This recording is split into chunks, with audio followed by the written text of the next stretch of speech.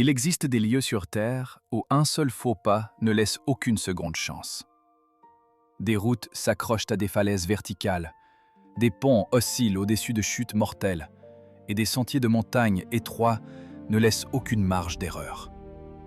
Ailleurs, volcans actifs, gaz toxiques, chaleur accablante, eau profonde et nature sauvage impitoyable créent des environnements où la survie n'est jamais assurée.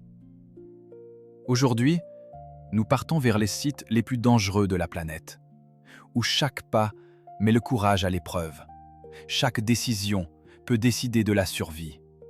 Et la frontière entre aventure et désastre est terriblement fine. Fairy Meadows Road, où la frontière entre la vie et l'abîme se mesure à quelques centimètres.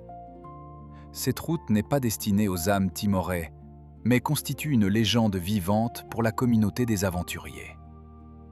Sculptée entièrement à la main dans la paroi verticale, la surface de gravier ne fait qu'une largeur d'environ 10 pieds, à peine suffisante pour un véhicule standard, les roues roulant au bord sans rambarde.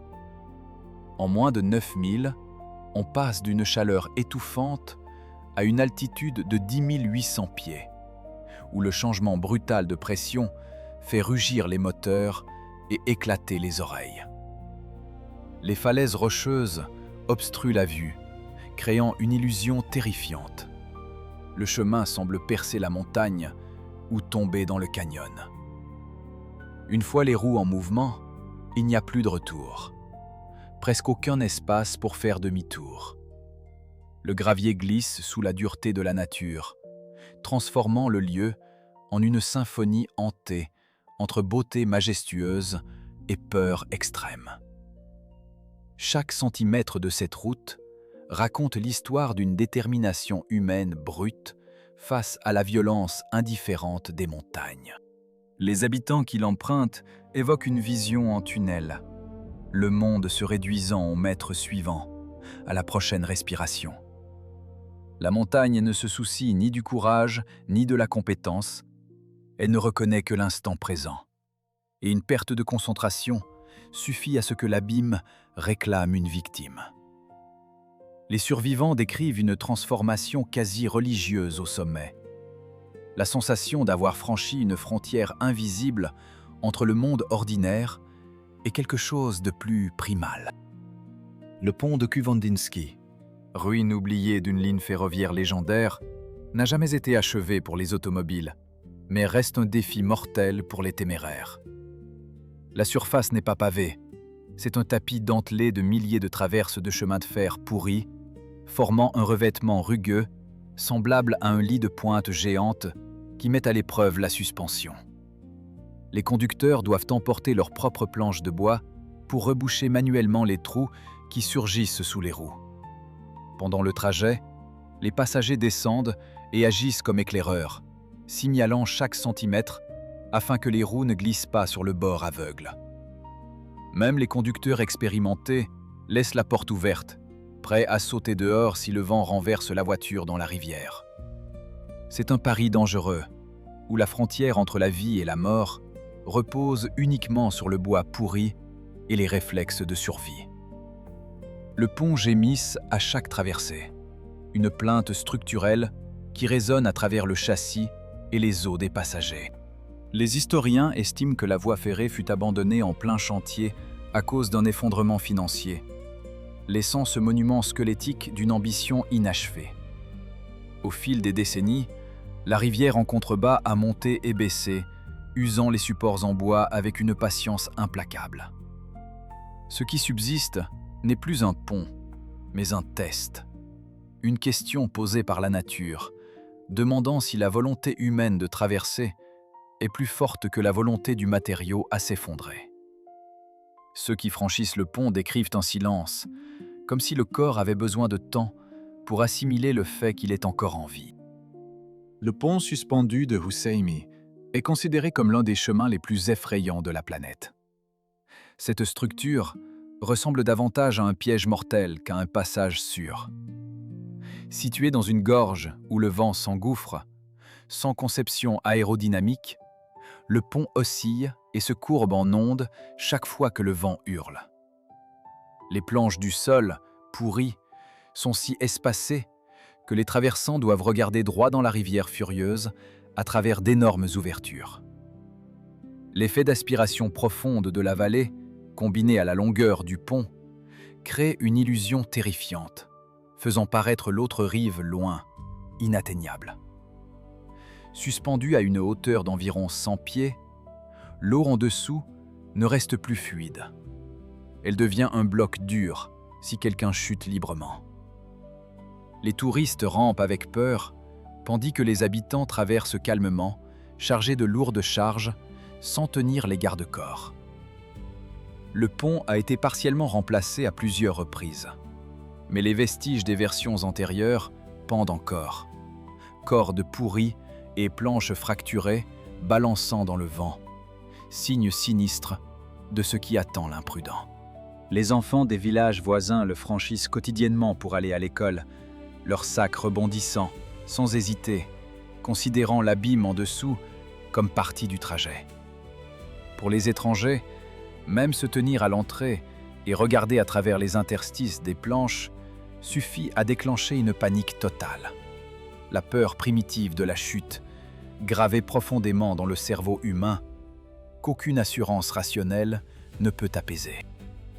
Le mont Hua, considéré comme la montagne la plus dangereuse sous le ciel, est un lieu sacré inaccessible aux âmes timorées, séparé du monde par d'imposantes falaises verticales. La peur provient de son altitude, qui dépasse 7000 pieds, des vents de succion capables d'emporter les marcheurs et d'un abîme de plus de 3281 pieds de profondeur. Le défi ultime se trouve sur la rude passerelle en bois, à peine 12 pouces de large, clouée à la falaise. Une glissade suffit à tomber dans le néant. De loin, la file de grimpeurs le long de la crête étroite ressemble à une bande chevauchant le dos d'un dragon de pierre dans le ciel azur.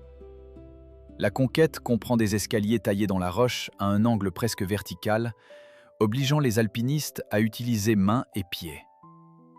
L'obscurité enveloppe cette majesté avec la rumeur de 100 vies englouties chaque année, attirant ceux qui veulent défier la mort.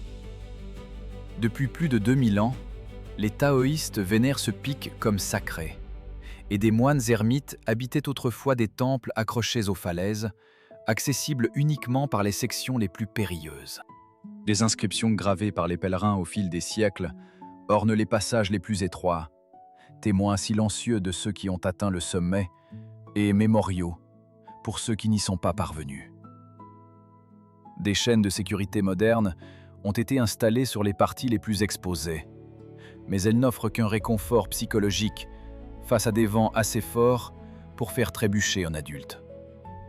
La montagne ne fait aucune distinction entre les dévots et les aventuriers.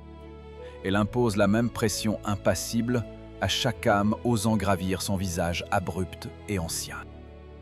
Le volcan Nyiragongo n'est pas seulement un majestueux stratovolcan. C'est une machine meurtrière au tempérament le plus imprévisible de la planète. L'horreur réside dans la lave liquide qui peut dévaler les pentes à 62 miles à l'heure, anéantissant toute chance de survie pour chaque créature, y compris les guides expérimentés. Le véritable cauchemar ne vient pas du cratère, mais de la pression qui déchire la base du massif, projetant soudainement des millions de tonnes de roches en fusion, sans signe avant-coureur, la lave étant trop fluide pour générer des vibrations d'avertissement. Ce monstre rend les scientifiques passifs dans la course à l'évasion. Les nuits couvertes, la lumière du lac de lave bouillonnant se reflète dans le ciel, créant un halo rouge sang qui couvre de vastes étendues dans une obscurité inquiétante. Dans cette zone fragile, les touristes osent encore dormir dans des huttes en bois accrochées au bord de la falaise, à quelques centaines de mètres seulement de l'enfer vivant en contrebas. L'éruption de 2002 a fait couler des rivières de lave à travers la ville de Goma, détruisant maisons et commerces et déplaçant des centaines de milliers de personnes en quelques heures. Le volcan se situe à l'intersection d'un rift actif, ce qui signifie que le sol autour reste en tension géologique constante, comme une blessure jamais refermée. Les communautés locales reconstruisent sans cesse à l'ombre du massif, car le sol volcanique est fertile.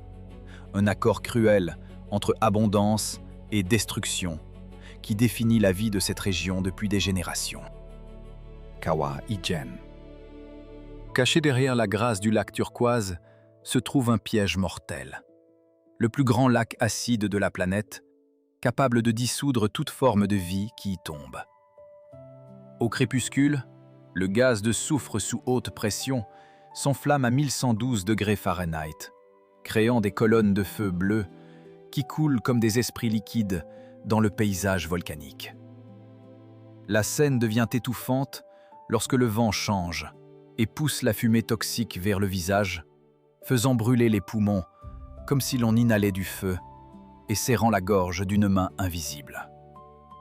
Le gaz chaud passe par des conduits en céramique où il se condense d'abord en liquide rouge, puis se solidifie en roche jaune éclatante, imprégnée de l'odeur de la mort. Au milieu de cette fumée, des mineurs manuels, les épaules nues, gagnent leur pain quotidien sans aucune machine d'appui. Bien qu'ils ne dépassent pas 132 livres, ils portent des charges allant jusqu'à 189 livres, un ratio de charge corporelle plus sévère que celui supporté par des soldats des forces spéciales en combat. Les mineurs descendent avant l'aube pour commencer tôt, mais parce que l'obscurité rend le feu bleu visible et ils l'utilisent comme lumière de travail. Leurs poumons portent les dommages d'une exposition au soufre, les vieillissant au-delà de leurs années. Pourtant, la nécessité économique les oblige à redescendre jour après jour. La couleur turquoise du lac, d'une beauté, résulte d'une concentration élevée de minéraux dissous et d'acide. Un cocktail chimique si corrosif que les objets immergés commencent à se dissoudre en quelques heures. Le Great Blue Hole, vu depuis l'espace, ressemble à la pupille d'un œil géant, d'un bleu profond qui fixe le ciel, contrastant avec les eaux turquoises environnantes. Ce cratère, d'une largeur de plus d'1000 pieds, est entouré d'une ceinture de corail tranchante, comme une clôture naturelle, protégeant le monstre qui sommeille à l'intérieur. Sous cette beauté se cache un mur dense de gaz toxique d'hydrogène sulfureux à 300 pieds de profondeur, la frontière mortelle entre vie et mort. Au fond, repose un cimetière de milliers de coquilles de conques, laissant des marques de griffes désespérées sur le sable avant de s'étouffer dans un environnement privé d'oxygène. L'obscurité éternelle attire les requins bulldogs agressifs qui se cachent dans la fosse pour traquer leur proie. Un phénomène terrifiant est la narcosis à l'azote, qui plonge les plongeurs dans des hallucinations euphoriques, les conduisant à de mauvaises décisions, souvent mortelles. Jacques Cousteau, qui a plongé en 1961 et n'a déclaré parmi les 5 meilleurs sites de plongée du monde, a fait connaître ce lieu. Pourtant, même sa description ne peut rendre compte de la pression psychologique qui s'accumule quand on descend au-delà de la zone éclairée vers l'obscurité totale. La formation géologique date de plus de 10 000 ans, époque où le niveau de la mer était plus bas et la cavité était une grotte sèche en calcaire. Lorsque les glaciers ont fondu et que les océans ont monté, le toit s'est effondré, créant ce portail circulaire imposant vers la Terre ancienne. Les scientifiques étudient les précieuses couches de sédiments au fond, qui conservent des archives climatiques sur des millénaires. Une histoire écrite dans les ténèbres, lisible seulement à ceux qui osent la descente. Col du Stelvio. Ne vous laissez pas tromper par sa majesté d'ingénierie, car à 9000 pieds d'altitude, l'air est 27% plus fin, obligeant les poumons humains et les moteurs à réclamer davantage d'oxygène. La route longe des glaciers éternels où le vent glacial descend, créant un brouillard condensé qui rend l'asphalte aussi glissant que du gras. Les virages en épingle sont si étroits que les véhicules longs doivent reculer en pente pour les franchir. La mort se cache aussi dans le phénomène de perte de freinage. quand le liquide de frein bout sous la chaleur intense du frottement lors de la descente raide. Peu croient que ce chef-d'œuvre a été construit à la force humaine, avec marteau et pelle, en seulement 5 courtes années du XIXe siècle. Malgré des tonnes de béton ajoutées continuellement, la montagne menace de l'engloutir par des glissements de terrain imprévus. Le col comporte 48 virages numérotés du côté nord, et l'été attire motards et passionnés de voitures sportives de toute l'Europe pour ses courbes légendaires. En hiver, la route est fermée plusieurs mois. Les chasse-neige taillent la neige accumulée avant que les premiers véhicules du printemps ne passent, leur progression marquée par la réapparition des panneaux numérotés qui surgissent de leur sépulture blanche. Zogila Pass. Le nom Zogila n'est pas poétique, c'est un avertissement sanglant. Le col des blizzards, principale cause de mortalité. Cette artère vitale représente un défi psychologique, car 90% de la route ne possède aucune glissière de sécurité. Séparer la vie du précipice de 3300 pieds, c'est une arête rugueuse où les camions accrochés à la falaise paraissent aussi petits qu'une colonie de fourmis. En été, les chutes d'eau de glace fondue dévalent la chaussée, transformant le tracé en un torrent qui menace d'emporter les roches sous les roues. Le combat se joue aussi à l'intérieur du véhicule. Les variations soudaines de pression provoquent douleur, épistaxis et vomissements. Les virages terrifiants voient l'arrière d'un bus basculer dans l'air, suspendu au-dessus de l'abîme avant de reprendre la route. Le col relie la vallée du Cachemire à la région du Ladakh. Et pour les communautés des deux côtés, il n'est pas une attraction touristique, mais une bouée de sauvetage qui détermine si nourriture, médicaments et carburant peuvent atteindre les populations isolées avant que les neiges hivernales ne les coupent pendant des mois. Les convois militaires le traversent et la combinaison de camions énormes, de virages aveugles et d'une marge d'erreur nulle a produit des images angoissantes enregistrées. Les conducteurs locaux, qui le franchissent quotidiennement, développent un fatalisme serein. Pas de témérité, mais une profonde acceptation du risque, sachant que la montagne détient toujours l'autorité finale. Le chemin de Lanying Cliff Road. Telle une fine cicatrice pâle découpée avec une géométrie brutale sur le visage d'une falaise calcaire verticale, cette route s'accroche à des surfaces qui semblent totalement inhospitalières à toute voie construite, et pourtant elle existe, un témoignage de la détermination humaine quand aucune alternative n'est disponible. Sans machines modernes, technologie explosive ou études d'ingénierie, il a été créé pendant plusieurs années de travail douloureux et dangereux, grâce à la force collective et à la ténacité des villageois qui utilisaient des marteaux, des explosifs artisanaux et une volonté pure pour ranger la roche centimètre par centimètre. La géologie particulière de ce calcaire forme des étagères rocheuses qui surgissent directement au-dessus de la chaussée et même au-dessus du toit des voitures, créant une sensation étouffante et profondément dérangeante, comme si la montagne se penchait, prête à avaler l'intrus.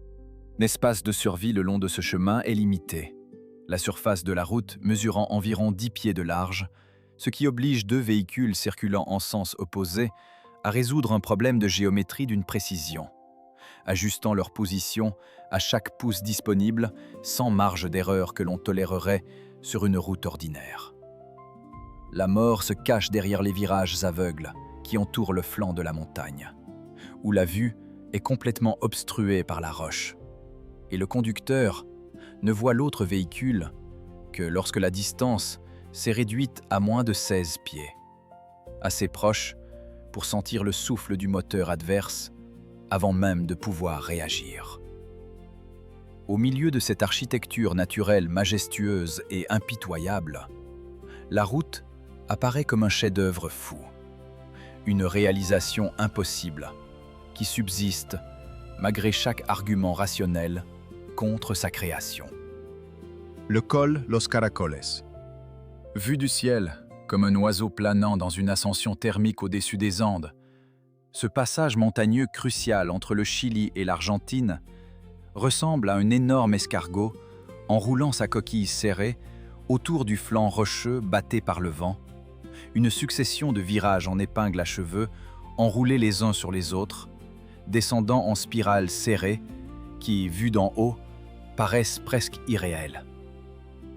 Ces virages, parmi les plus abrupts et exigeants techniquement au monde, s'élèvent en rangées comme les marches d'un escalier construit sans aucune notion des limites humaines, défiant même les conducteurs de montagne les plus expérimentés. Au point culminant du col, à une altitude de 10 500 pieds, la réduction nette d'oxygène fait travailler les moteurs des voitures de façon audible, tandis que les passagers ressentent les premiers symptômes du mal des montagnes. Vertige, maux de tête, brume mentale, ralentissant la prise de décision au moment crucial.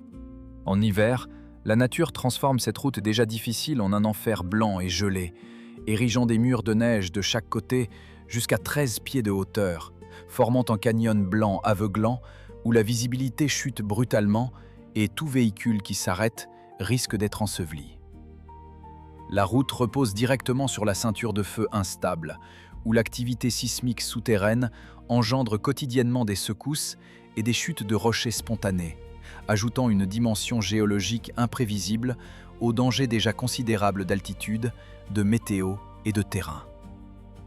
Depuis plus d'un siècle, un monument de bronze de 4 tonnes représentant le Christ rédempteur veille à la frontière, les bras étendus, servant à la fois de protecteur spirituel et de rappel sobre de la foi et de la chance nécessaires pour franchir ce col.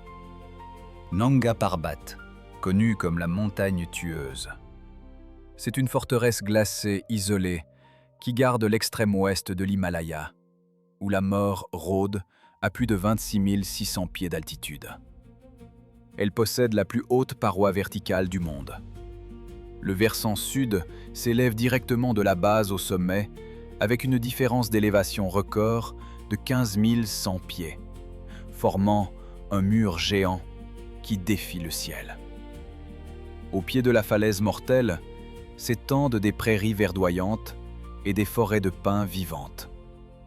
Le terrain est si abrupt que les alpinistes ne trouvent aucune surface plane pour se coucher. Ils dorment suspendus au-dessus du vide dans des tentes accrochées à la paroi. Après avoir enseveli une expédition de 16 personnes dans une tempête de neige, la montagne fut surnommée la montagne du destin par des grimpeurs allemands qui subirent un taux de mortalité terrible avant le premier sommet réussi en 1953.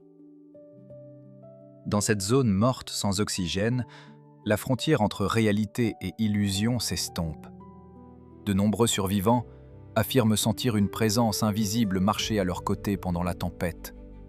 Un phénomène psychologique bien documenté chez les grimpeurs d'altitude extrême et peut-être le dernier recours de l'esprit face au désespoir. Traversée du Drakensberg. Aucun chemin pavé, il s'agit d'une expédition de survie à travers des sommets façonnés par une ancienne couche de lave basaltique d'une épaisseur de 4600 pieds. La difficulté débute dès le départ, avec une distance d'environ 150 miles, pendant laquelle vous êtes totalement isolé, contraint de porter votre propre subsistance sur votre dos pendant une demi-mois, sans station d'approvisionnement. La peur du vide se manifeste à travers des échelles en fer suspendues aux falaises verticales, où le vent hurlant rivalise avec votre cœur qui bat la chamade. Mais le véritable ennemi est le ciel. Des éclairs denses transforment les randonneurs sur les crêtes exposées en de réticents paratonnerres mobiles, sans aucun abri possible le long de la crête. La nuit tombe, apportant les cris fantomatiques de babouins agressifs, prêts à déchirer les tentes et à voler les maigres provisions restantes. Plus de 55 vies ont été perdues, principalement à cause de l'hypothermie et de la foudre, faisant de ce lieu non seulement un itinéraire, mais une sentence de mort suspendue pour les imprudents. Le Drakensberg, signifiant « montagne du dragon » en afrikaans, constitue l'escarpement oriental du plateau sud-africain et ces grottes renferment certaines des collections les plus importantes d'art rupestre sans, peintes par les habitants originels de la région pendant des milliers d'années. Les mêmes parois verticales qui rendent la traversée si périlleuse ont également préservé ces œuvres des intempéries, enfermant l'histoire humaine dans la pierre au prix d'un accès qui exige un risque véritable. Sundarbans. Au cœur d'une frontière fragile entre réalité et illusion. C'est le seul lieu sur la planète où le paysage change 2 fois par jour. Lorsque la marée haute monte de 10 à 23 pieds, transformant toute la mangrove en un lit de mer temporaire. Quand l'eau se retire, le sol devient un vaste lit de clous, couvert de milliards de racines pneumatiques tranchantes, prêtes à percer la chair de quiconque tombe accidentellement. Les vasières luisantes sous le soleil sont des pièges mortels, où l'on peut s'enfoncer jusqu'à la taille et rester bloqué à jamais, devenant une proie pour la marée montante. Cette rudesse imprègne chaque veine des tigres. Boire de l'eau saumâtre les maintient dans un état d'agitation et d'agressivité extrême, inégalé ailleurs. Au coucher du soleil, la lumière rougeâtre se reflète sur l'eau trouble, créant un tableau à la fois magnifique et désolé, rappelant la cruauté de la nature. Les humains sont interdits de fouler le sol et doivent observer ce monde sauvage depuis des bateaux. La mangrove des Sundarbans, partagée entre l'Inde et le Bangladesh, abrite la plus grande population de tigres du Bengale au monde. Et la région enregistre plus d'attaques mortelles de tigres sur les humains que n'importe quel autre endroit sur Terre. Les tigres ont appris à nager entre les îles à la recherche de proies et, contrairement aux tigres d'autres habitats, ne montrent aucune peur instinctive des humains. Chaque intrusion devient une rencontre potentiellement fatale, menée entièrement selon les conditions du tigre. Shark Alley. Cette surface d'eau calme masque la plus grande concentration de grands requins blancs du monde, dissimulés juste en dessous. Au lieu de nager à découvert, ils se cachent dans denses forêts d'algues au fond de la mer, guettant leurs proies comme des fantômes invisibles. La configuration géographique crée accidentellement un piège mortel, obligeant la colonie de phoques à passer par ce canal étroit pour atteindre l'océan et se nourrir. Vous sentirez le souffle de la mort en vous enfermant dans une cage de fer face aux dents acérées du monstre des mers ouvertes. Le passage entre l'île d'Ailleurs et le rocher Geyser, au large de la côte sud-africaine, regroupe prédateurs et proies dans une zone de mise à mort si efficace que les chercheurs observent plusieurs chasses en une seule matinée. Les grands requins blancs de cet endroit ont développé une technique distincte. Ils surgissent directement par le dessous à grande vitesse, perçant la surface avec leur proie dans une explosion, comportement rare chez d'autres requins. La colonie de phoques du rocher Geyser compte des dizaines de milliers d'individus. Leurs cris et leur odeur imprègnent toute la zone, créant un paysage sensoriel dominé par la prédation à l'échelle industrielle. Pack Creek. Ce lieu ressemble à un sanctuaire préhistorique enveloppé par la mousse épaisse de la plus grande forêt tempérée du monde. Mais la règle de survie ici est cruellement impitoyable. Un ours qui consomme par accident de la nourriture humaine est considéré comme condamné à mort et doit être abattu. La vie explose avec la plus grande intensité durant l'été, lorsque le cours d'eau se teinte de rouge sous le flot de millions de saumons migrateurs, créant un festin naturel sanglant, visible du ciel comme un ruban cramoisi qui pulse à travers la forêt verte. À observer, d'immenses arbres ancestraux s'élèvent vers le ciel, s'entrelacent pour former un dôme mystérieux qui bloque la lumière du soleil et engendre une quiétude semblable à une cathédrale, interrompue seulement par le bruit de l'eau qui dévale et par les ours qui se nourrissent. En quittant la forêt, il ne reste pas tant de photos que l'émerveillement absolu face à la puissance de la nature sauvage et la prise de conscience humiliante que, dans cet endroit, l'homme n'est clairement pas au sommet de la chaîne alimentaire. Pack Creek. sur l'île Admiralty en Alaska, est gérée comme une zone protégée de la faune, précisément à cause de son extraordinaire densité d'ours bruns, l'une des plus fortes concentrations par mile carré au monde. L'accès est autorisé uniquement à de petits groupes encadrés, et les visiteurs doivent respecter des protocoles stricts concernant la distance, le bruit et le stockage de la nourriture, car dans cet écosystème, la moindre erreur d'étiquette envers les ours peut déclencher une chaîne de conséquences qui se solde mal, tant pour l'homme que pour l'animal. Zone d'exclusion de Tchernobyl. Plus terrifiant que les ruines, c'est le silence absolu, où le vent siffle à travers les fenêtres brisées, tel un sanglot résonnant dans les couloirs vides. Cette terre morte est souillée par l'isotope de plutonium, dont la demi-vie est de 24 000 ans, bien au-delà de la durée de notre civilisation. Sous le sol repose encore le pied d'éléphant en fusion, une masse de corium si radioactive qu'elle peut tuer quiconque s'en approche en seulement 300 secondes. La puissance destructrice a anéanti instantanément une forêt de pins verts qui s'est teintée d'un rouge rouille immédiatement après la catastrophe. D'où le nom de forêt rouge, cicatrice permanente du paysage. Pour contenir le monstre radioactif, l'humanité a érigé un dôme mobile en acier, 3 fois le poids de la tour Eiffel, scellant les ruines dans un sarcophage d'ingénierie moderne. Ce lieu n'est pas seulement un souvenir du passé, mais un avertissement. La complexité de la civilisation humaine peut s'effondrer en une nuit catastrophique. Paradoxalement, la faune est revenue en grand nombre depuis l'évacuation. Loups, lynx, sangliers et des centaines d'espèces d'oiseaux parcourent les bâtiments abandonnés et les rues envahies de végétation. Les scientifiques étudient cette réserve naturelle inattendue avec fascination et inquiétude, constatant des taux de mutation élevés chez certaines espèces, tout en observant des populations étonnamment robustes, soulevant des questions complexes sur l'héritage biologique à long terme de la contamination nucléaire, un problème qui ne pourra pas être résolu au cours d'une seule vie humaine. Le chemin du tunnel de Guoliang n'a jamais été taillé par des machines. C'est une épopée de pierres gravées à même le sang, la sueur et la volonté de faire de 13 agriculteurs démunis. Suspendu à flanc de falaise de calcaire rouge, vertical, à plus de 650 pieds d'altitude, le passage ressemble à une fissure majestueuse qui transperce le cœur même de la montagne. À l'intérieur, l'air reste constamment humide et froid.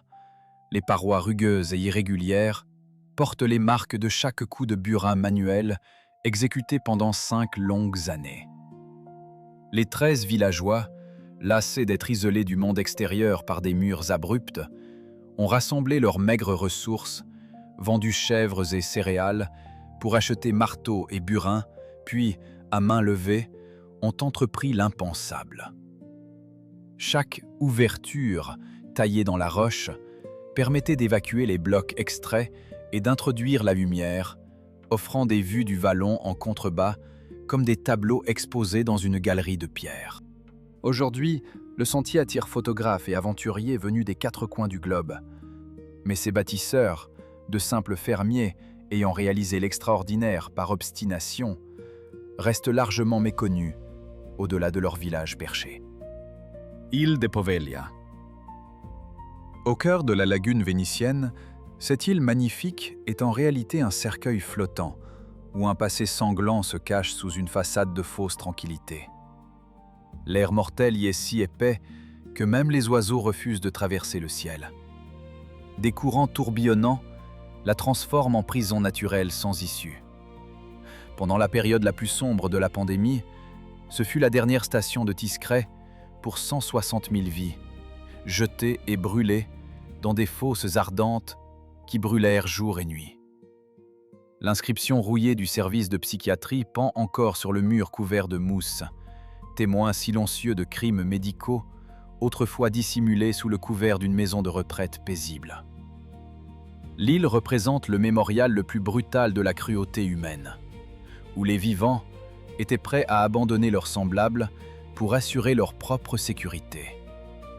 Le plus obsédant est que, bien que la cloche ait été retirée il y a longtemps, les habitants jurent encore entendre des échos provenant de la tour de briques rouges lors des nuits venteuses. Des gémissements du royaume des morts, portés à travers les eaux sombres de la lagune. Le sol de Poveglia contiendrait jusqu'à 50% de cendres et d'os humains. Le résidu physique de siècles d'enfouissement de quarantaine superposé sous chaque centimètre de la surface de l'île. Les autorités italiennes ont restreint l'accès au public depuis plusieurs décennies, et diverses propositions de le transformer en station balnéaire ou site culturel se sont effondrées face à l'indignation publique et à l'atmosphère écrasante de tristesse qui imprègne l'île. Ljungasråd relie les sommets glacés à la forêt tropicale. Elle descend d'une altitude de plus de 15 200 pieds à 3 900 pieds, générant une pression capable de faire éclater des bouteilles en plastique scellées. Sa largeur n'est qu'une dizaine de pieds, à peine suffisante pour un camion, sans accotement ni voie d'urgence. Une erreur de la taille d'une main suffit à provoquer la catastrophe. Le danger augmente lorsque les chutes d'eau des falaises se déversent sur la chaussée, créant un rideau aveuglant qui pousse les véhicules dans le précipice. La mort guette derrière les virages serrés sans miroir, où l'on ne sait jamais si un camion arrive en sens inverse avant qu'il ne soit trop tard. Sa beauté est souillée de tragédie. Elle fut bâtie à la main, à la sueur et au sang de milliers de prisonniers de guerre dans les années 30. Avec des centaines de morts chaque année, elle fut officiellement désignée la route la plus dangereuse du monde. Un titre gravé non pas à l'encre, mais dans la peur. En 2006, la Bolivie ouvrit une route alternative, détournant la plupart du trafic commercial et réduisant nettement le nombre annuel de morts.